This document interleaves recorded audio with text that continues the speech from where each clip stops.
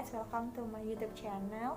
Nah, hari ini aku bakalan nge-share ke kalian sesuai dengan judul kita, yaitu inovasi kurikulum berbasis kompetensi dan inovasi kurikulum berbasis masyarakat.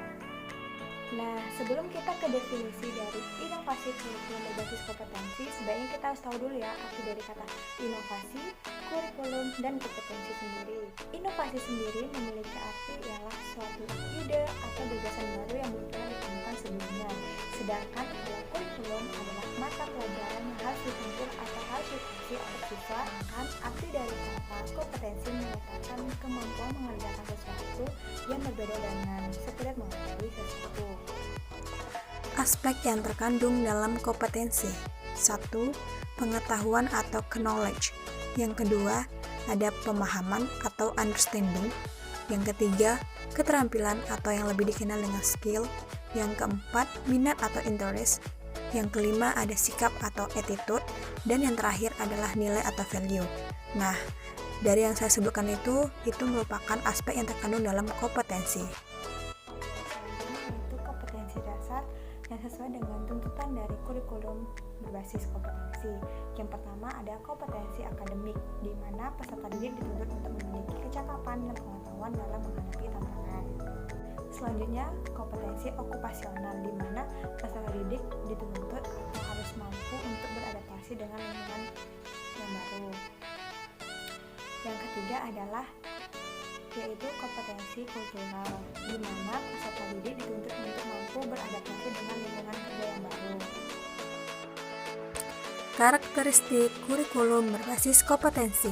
Yang pertama, menekankan pada ketercapaian kompetensi secara individu atau klasikal. 2. Berorientasi pada hasil belajar dan keberagaman. 3. Penyampaian pembelajaran menggunakan pendekatan dan metode. Keempat, sumber belajar bukan hanya guru, tetapi sumber lain yang memenuhi unsur edukatif. Yang terakhir, penilaian menekankan pada proses dan hasil belajar. Kelebihan kurikulum berbasis kompetensi.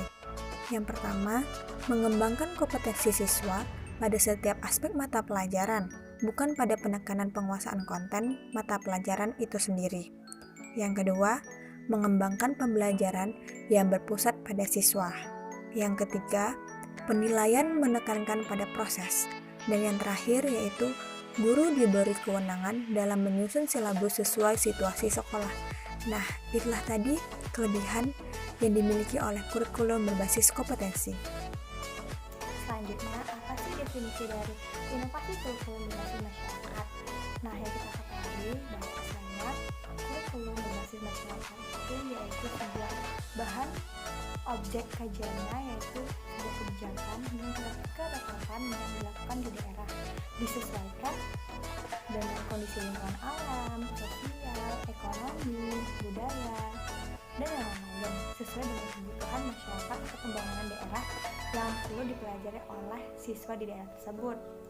Bagi siswa, semuanya akan sangat berguna karena dapat menempatkan mereka untuk sesuai dengan di mana mereka berada. Nah, di sini kita juga harus tahu ya karakteristik dari inovasi kurikulum berbasis masyarakat.